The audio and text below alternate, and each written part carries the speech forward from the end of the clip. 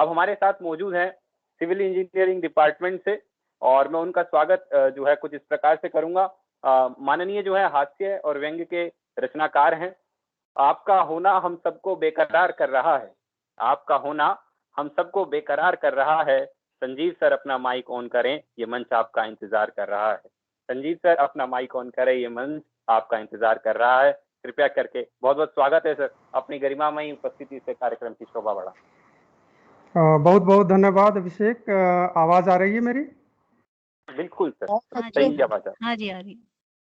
तो मेरी wild card entry है, लास्ट मोमेंट पे बैनर छपने के बाद मेरा नाम बाद में जुड़ा है शुक्ला सर की बदौलत।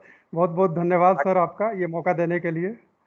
अरे नहीं, ये आपकी बदौलत जुड़ा है सर, अगर आप कविता न पढ़ पाते तो कैसे जुड़ता।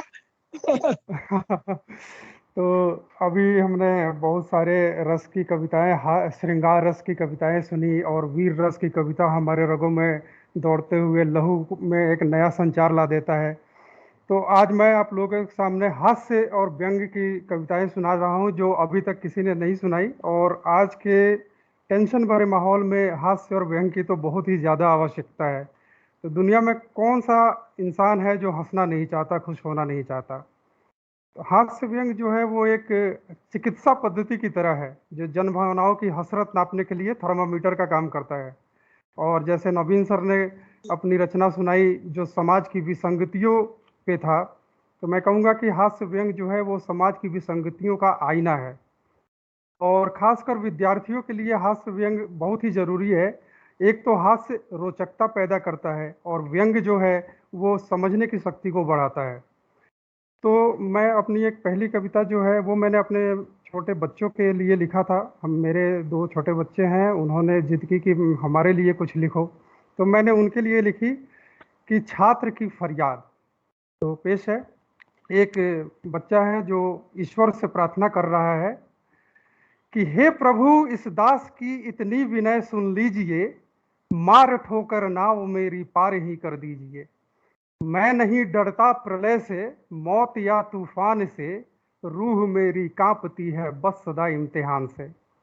हाय हाय रे हाय, रोज रटता हूँ प्रभु, पुस्तकों के दिन रात पन्ने पलटता हूँ प्रभु।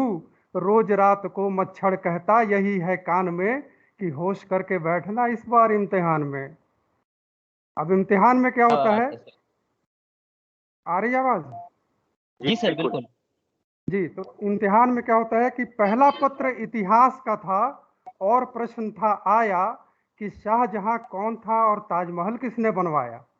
हमने लिखा कि सर शाहजहां, अकबर, हुमायूं और बाबर आप थे, न जाने कौन किसके बेटे कौन किसके बाप थे।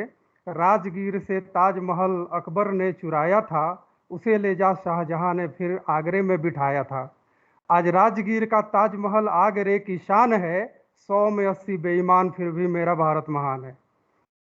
दूसरा पत्र भूगोल का था, दूसरा पत्र भूगोल का था, और प्रश्न था कि गोल है कैसे धरा। प्रश्न पढ़ते ही मैंने लिख दिया उत्तर खड़ा, कि गोल गप्पा गोल है, पूरी कचौरी गोल है, इसीलिए है मास्टर जी ये धरा भी गोल है। झूम उठे मास्टर साहब, झूम उठे मास्टर साहब मेरे अनोखे ज्ञान से, और लिख दिया मेरे कॉपी पे बड़े ही शान से, कि खुश रहो बच्चे हमारे, डंडा भी मेरा गोल है, और गोल है कलम दवात, इसलिए तेरा नंबर भी गोल है। तो जैसी अनुभूति महोदय हम करते हैं वैसी अनुभूति आप कर पाए हमारे माध्यम से, तो वैसी रचनाएं हमारे समक्ष आ रही हैं। स्वागत है। तो दूसरी एक और मैं हास्य पे कविता सुनाऊंगा, छोटी सी कविता है कि चीनी गुर्गे और पाकिस्तानी मुर्गे। अच्छा, ये चीन और पाकिस्तान का कॉम्बिनेशन भी बड़ा डेडली कॉम्बिनेशन है।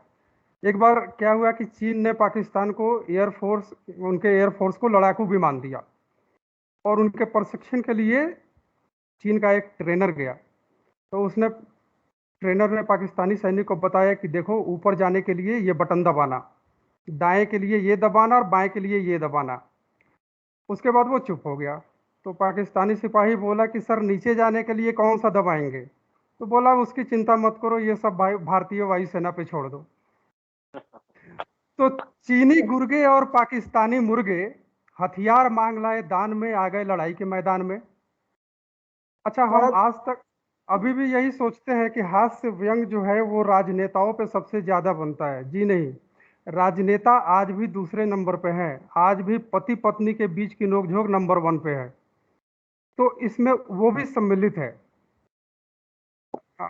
शुरू करता हूं कि चीनी गुर्गे और पाकिस्तानी मुर्गे हथियार मांग लाए दान में, आ गए लड़ाई के मैदान में।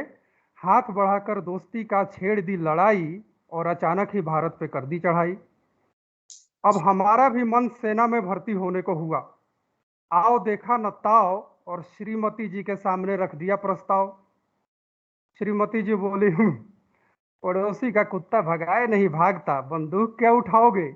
और सुई में धागा जब डाले नहीं बनता, तो निशाना क्या लगाओगे? खैर साहब, बहस हुई, तकरार हुई, और श्रीमती जी की हार हुई। अगले दिन हम पहुंचते हैं फौजी मैदान में। सार्जेंट आया, नापा तौला, बोला रिजेक्ट, नहीं चलेगा। कमर 36 है, सीना 32 है, वजन जरूरत से ज्यादा है, तू नौजवान नहीं दादा है। फिर लेफ्टिनेंट आया, बोला चलो सेलेक्ट। चल निकला तो वार करेगा, वरना दुश्मन की 10 गोलियां तो बेकार करेगा। तो साहब अगले दिन हम फिर से सच सवर के पहुंचते हैं फौजी मैदान में। देखते हैं माजरा की तोपें धड़धड़ा रही थी, गोलियां सनसना रही थी। तभी हुक्म आया, दागो। हमें लगा भागो। तभी बगल में एक बम फूटा, और हमारा स्वप्न टूटा। तो देखते हैं माजरा की चुन्नू मुन्नू बगल में खड़े हैं। चुन्नू बोला, पापा पापा, मुन्नू तो रात को मम्मी के पास सोया, फिर बिस्तर कैसे हो गया गीला? बिस्तर कैसे हो गया गीला? धन्यवाद सर। बहुत बहुत बढ़िया संजीव सर, बहुत बढ़िया। बहुत बढ़िया, बहुत शानदार बढ़िया। रचना है। हास्य का बिल्कुल माहौल आपने निर्मित कर दिया।